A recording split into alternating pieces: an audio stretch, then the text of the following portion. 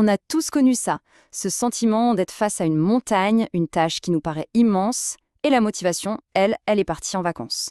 Alors on repousse, on attend une sorte d'étincelle magique qui, bien sûr, ne vient jamais. Et si je disais que le secret pour tout débloquer tenait en une seule petite minute? Alors, la grande question, pourquoi c'est si dur de se lancer? Que ce soit le fameux syndrome de la page blanche, un projet énorme au travail, ou même juste la vaisselle qui s'accumule et nous regarde de travers, le résultat est toujours le même. Notre cerveau, lui, il voit l'effort comme un obstacle géant et il choisit la facilité, ne rien faire, l'inaction. Et voilà notre ennemi public numéro un, l'attente.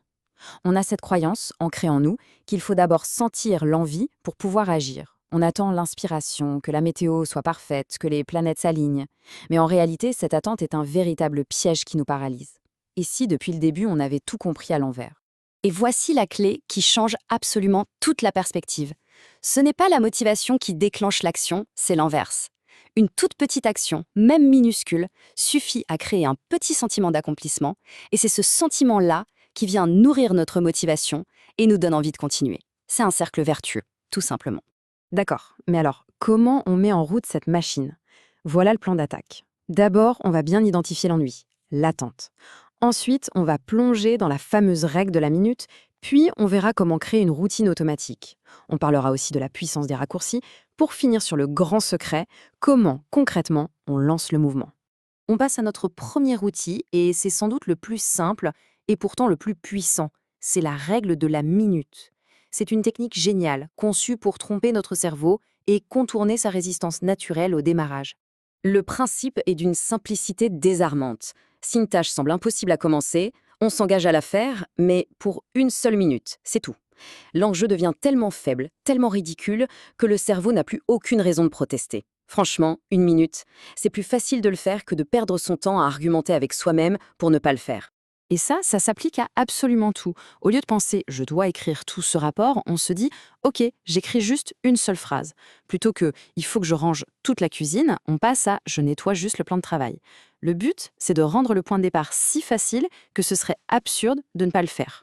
Et c'est là que ça devient magique. En accomplissant cette toute petite tâche, on envoie un signal positif au cerveau, un petit shoot de satisfaction. L'élan est créé. Et à partir de là, il devient bien plus facile de continuer pendant 2, 5, 10 minutes de plus que de s'arrêter. Le mouvement est lancé. Le cycle a commencé. Allez, on passe au niveau supérieur. Maintenant qu'on sait comment démarrer, comment on fait pour que les actions difficiles, celles qui reviennent tous les jours, comme se lever tôt, deviennent des automatismes, qu'elles se fassent sans même avoir besoin de volonté. L'idée, c'est de conditionner le cerveau, un peu comme le chien de Pavlov. On va associer le son du réveil, non plus à la négociation interminable du «encore 5 minutes», mais à une séquence d'action physique immédiate. Le réveil sonne, bim, on saute du lit, on allume la lumière, on boit un verre d'eau. Il n'y a plus de place pour la réflexion, seulement pour l'action. Et voici l'astuce la plus contre-intuitive, mais la plus efficace. Il faut s'entraîner. Oui, s'entraîner à se réveiller en pleine journée. On se met au lit, on règle l'alarme pour dans 1 minute, et dès qu'elle sonne, on exécute la routine.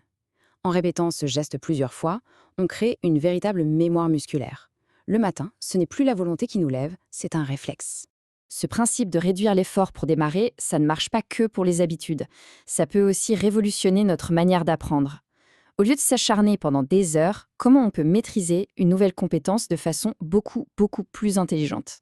C'est la fameuse loi de Pareto, la règle du 80-20. Pour faire simple, dans beaucoup de domaines, 20% des efforts amènent 80% des résultats. Prenons une langue. 20% des mots les plus courants suffisent pour tenir 80% des conversations de tous les jours. Le secret n'est donc pas de tout apprendre, mais d'identifier et de maîtriser ce fameux 20% qui fait toute la différence. La différence est flagrante. D'un côté, on a l'approche classique, lente, laborieuse, on se perd dans les détails inutiles. De l'autre, une trajectoire directe qui se concentre sur l'essentiel, les raccourcis. C'est toute la différence entre travailler dur et travailler intelligemment. Et ça donne des progrès qui peuvent sembler presque injustes tellement ils sont rapides. Bon, alors quel est le point commun entre la règle de la minute, la routine automatique et les raccourcis? Toutes ces techniques, en fait, elles reposent sur une seule et même idée fondamentale, une idée qui change tout. Imaginez un énorme volant d'inertie, une roue métallique très lourde. Le tout premier tour de manivelle pour la faire bouger demande un effort colossal. C'est la partie la plus dure. Mais une fois qu'elle commence à tourner, elle accumule de l'énergie, de l'élan, et chaque tour devient de plus en plus facile. C'est exactement pareil pour notre cerveau. Le but, c'est juste de donner le premier coup. Donc, le message final, le point crucial à retenir, c'est celui-ci. Pour vaincre la procrastination, il faut réduire l'effort initial à sa forme la plus simple possible. 1 ou 2 minutes, pas plus. C'est tout ce qu'il faut pour forcer ce passage de l'inertie totale à l'action. Une fois que le mouvement est lancé, la motivation, elle, suivra tout naturellement. Alors, la question à se poser est simple. Quelle est cette toute petite action, celle qui ne prendrait qu'1 minute, qui pourrait être faite là, maintenant, pour lancer le mouvement? La réponse pourrait bien être le début de quelque chose de vraiment grand.